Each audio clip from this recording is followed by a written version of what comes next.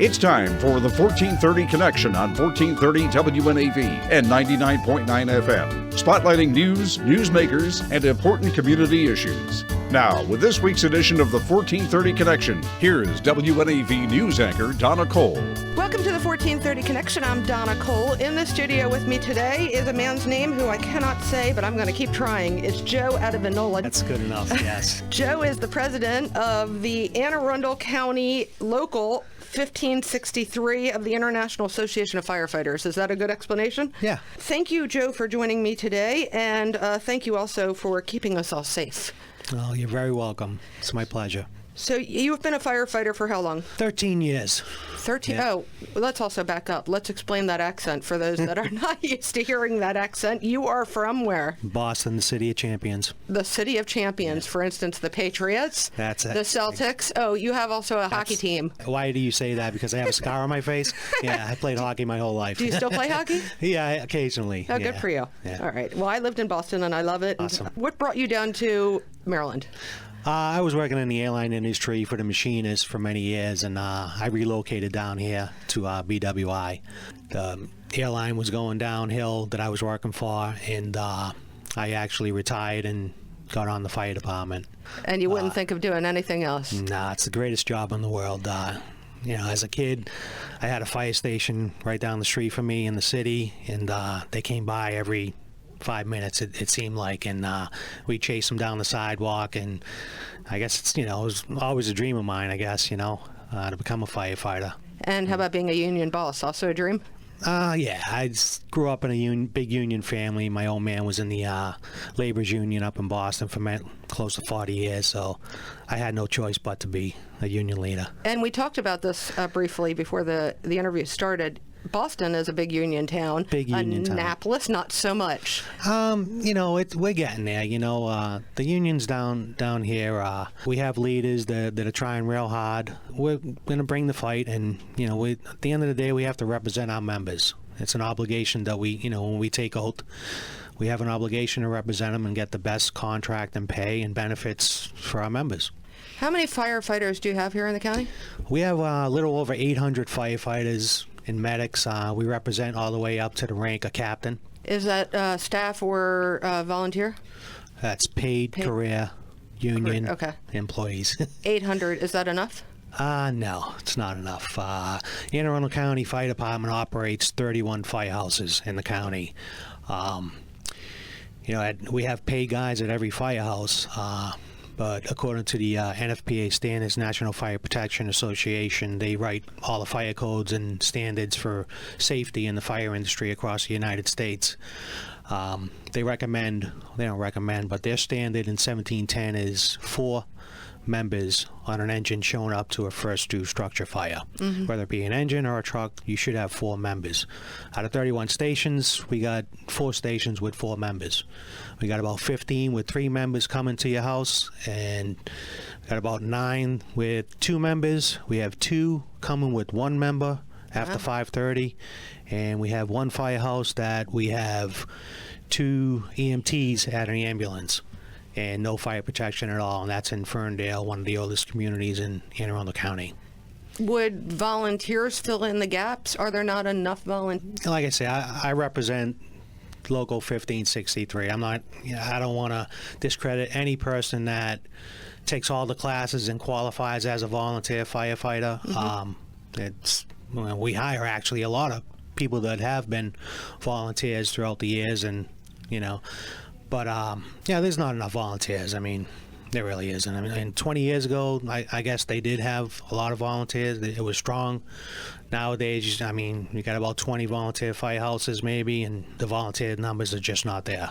So the community, what's the community? Ferndale has 1, you said? Well, Ferndale, they have a large volunteer base, but that's one of the stations that we have 2 paid firefighters there that only ride the ambulance, and that's from 9 to 5:30 every day, except Saturday and Sundays.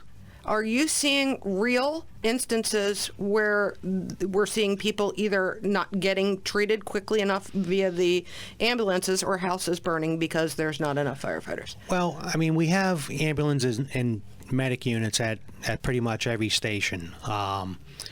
most of our calls in the fire department are for EMS related. I would say anywhere from 80 to 90% of our calls are EMS related. Those people, they are dedicated to go out on that ambulance and medic unit as the first call.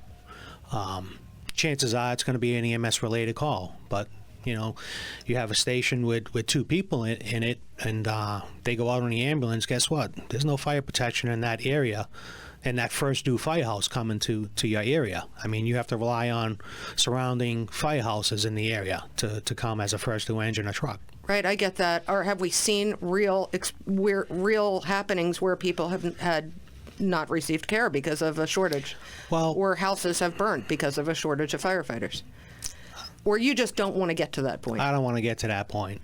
And you think that we are at that point, we just haven't maybe seen real experiences, or you don't want to discuss them? Many people see, an incident call in their area, and they see, probably about 7 to 5 engines and trucks coming to that call. Right. What they don't know is that, guess what? On that engine, we only have 2 people, maybe 3 people, some 2. Mm-hmm. We have 2 stations going out with 1, a driver only. You're asking me if it's safe? No, it's not safe. At the end of the day, I want 4 people on an engine and 4 people on a truck responding to a call, because that's the safest reasons why we need that staffing. There's a lot of jobs on the engine and truck that people have jobs to do. They just can't get done with 2 people on it. Are there always going to be, or is there always a point of contention between the people that hold your job and the people that provide the money too? We'll get into the county executive and your relationship in a minute, but is there always going to be that contention? The firefighters are never going to have enough money, never enough resources. I hope not. Nobody takes this job to get rich. I don't want to say it's a calling, but it's every person's dream to do this. We don't take the job for the money. But at the same time, we want to make at least what other jurisdictions around us are making. And right now, we're not. We've had to fight the county exec 2 years in a row in his office, his first 2 years, in contract time, negotiation time. And we went to arbitration both years. First year we lost. Second year we won. We got a little bit of raise for our people, but still, we're not even touching the averages of surrounding jurisdictions.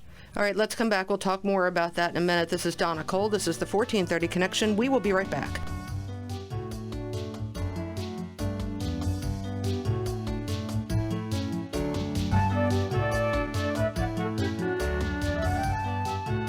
Welcome back to the 1430 Connection. I am Donna Cole. I'm in the studio today with Joe Addivinola. Who is?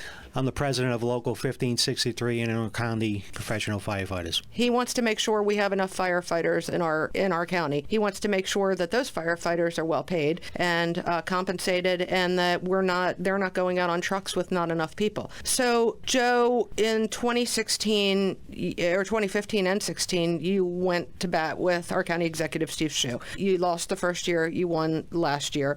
However, the grant that would have paid for additional firefighters and given you all some additional money, federal grant, he turned down because at some point the county funds would have had to kick in and keep compensating, correct? Right. Just before you continue, I have asked multiple times for Steve Shue to sit in on this interview. Joe was okay with it. The county executive did not want to do that. He did volunteer, though. A member of his staff could come and talk, possibly. So, okay, let's get back to this. Yeah, for FY 2017, our contract, one of his campaign slogans was, getting the right amount of staffing for public safety and the right amount of pay to keep our people employed for Anne Arundel County. The fire chief filled out an application for a SAFER grant through the federal government. It would have provided for 52 extra positions in the county. It would have created 10 extra positions a day on a piece of equipment, which we really need. I mean, a member here, a member there. I mean, we could get to the numbers of 4 people coming to the first due fire on an engine. We went to arbitration that year. The SAFER grant got approved by the county council, got put in the budget. We went to arbitration. We won arbitration. It cost the county a little bit more money than what they were offering us. And several days later, after we won arbitration, the county exec canceled the SAFER grant. We lost 52 positions just like that. At a time when we're experiencing a lot of people retiring, We're just not keeping up with hiring people. Our attrition rate is down, and How many retirees did you have last year?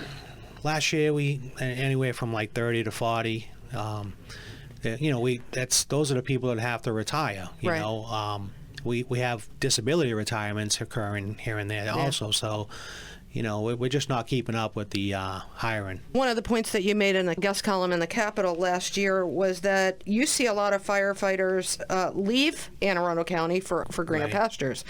Is that your fault? Oh yeah, we've run all the numbers. We've looked at all the other jurisdictions' contracts, what they're making, what their numbers are. In the last 5 years, we lost probably close to 100 people leaving our county and going to other jurisdictions to pay more money. That's something that we've tried to fix with this contract. We made a little bit more money, but still, I mean, we're still not making what the averages are in surrounding jurisdictions. A small example, Baltimore City, at 3 years, a regular firefighter is making upwards of $65,000.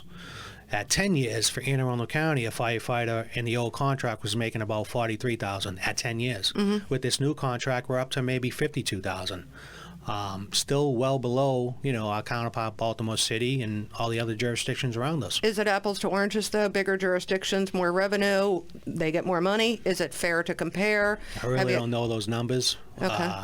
But, we're doing the same job. We're doing EMS and we're doing fire protection for the citizens of Arundel County. I mean, do you want your people coming to your house paid and happy and, for doing the best job that they can do? That's not a question for me and my family.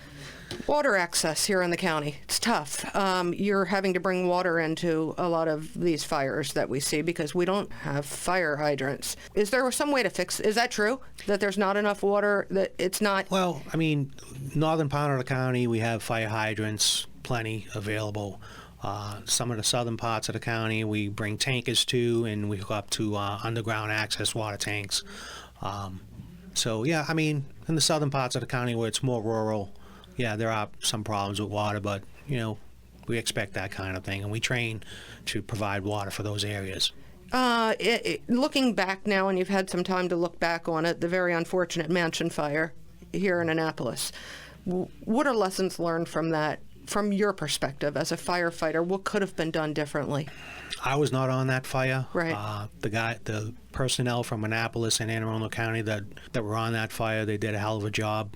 They responded as quickly as possible. It's just one of those unfortunate things where seconds and minutes count in a fire. I mean, we've seen, a dry Christmas tree that lit up a whole house, and exterior was, I believe, brick. I mean, and the house went real quick. Right. So lessons learned. I mean, I know there's lessons learned for us homeowners, but there's got to be some lessons, professional lessons learned for firefighters. There's a lot of things that can go wrong. You can do everything right on a fire and still lose a life, and whether it be a citizen or a firefighter. That's how dangerous our job is. I mean, many of us go home with injuries. We get cancer at a higher rate than a normal person. Right, Cardiac issues, lung disease, depression, PTSD syndrome. Actually, let's talk about that for a minute. Is there enough, the PTSD, the depression? You see some horrific things. You see them much more than the average people.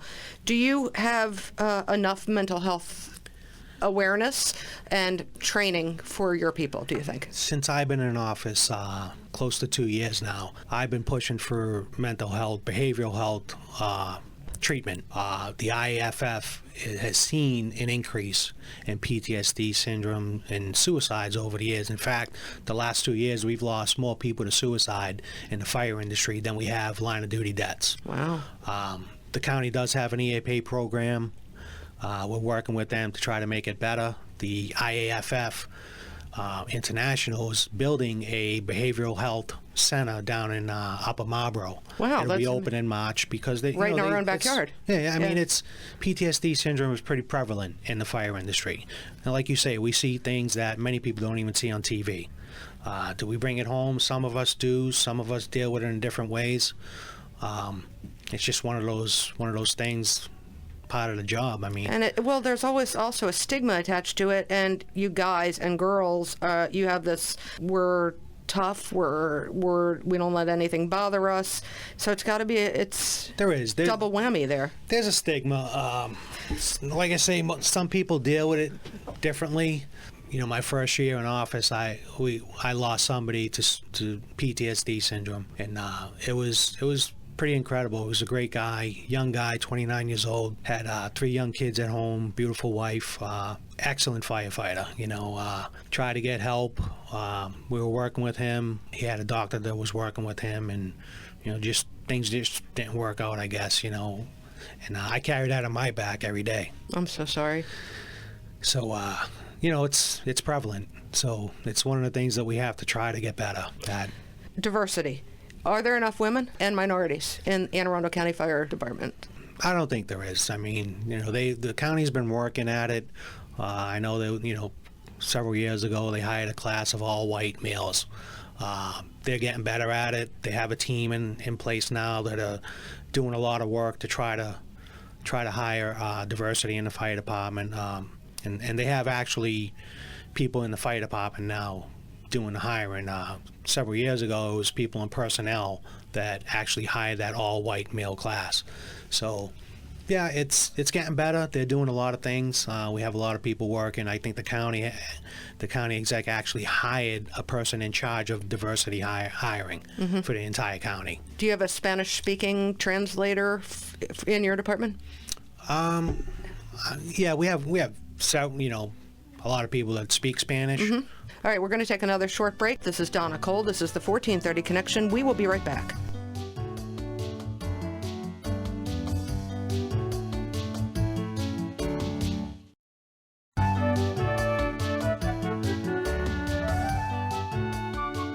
Welcome back to the 1430 Connection. I'm in the studio today with the president of the Anne Arundel County Local IAFF, the International Association of Firefighters, Local 1563. Joe, last name? Addivinola. Addivinola. And despite me saying it several times and being able to speak Italian, I keep messing it up, and I apologize to you for that. Okay, let's speak about these firehouses. These belong to who? County owns some, and the volunteer organization owns some. The county residents, they belong to the county residents, right? Absolutely. And yeah. You encourage people to visit these firehouses. Absolutely. Our doors are always open. I mean, someone knocks on the door, they want to come in and bring their kids in and sit in a fire engine or a truck. Yeah, that's absolutely. We encourage that.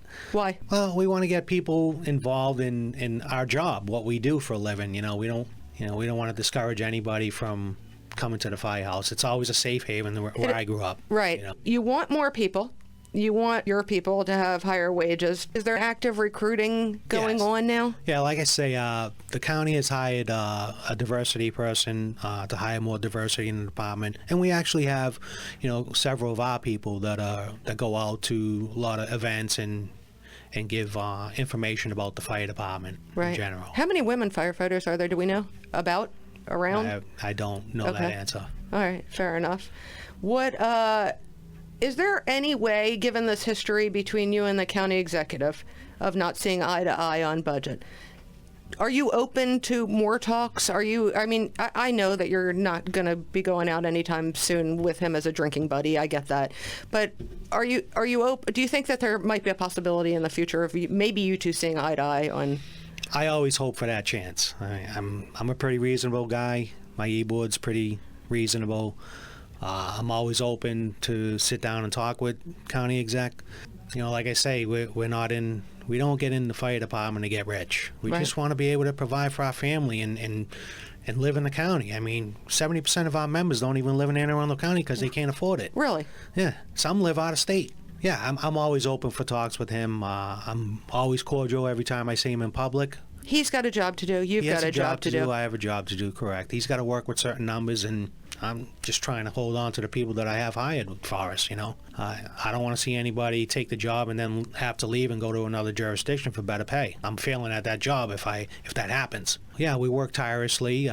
We go over all the contract negotiations time. We go over every contract in the county, in the jurisdiction in Maryland, and we try to stay competitive. That's our job. Joe, thank you very much for joining me today. And again, thank you to you and the people you represent for doing what you do.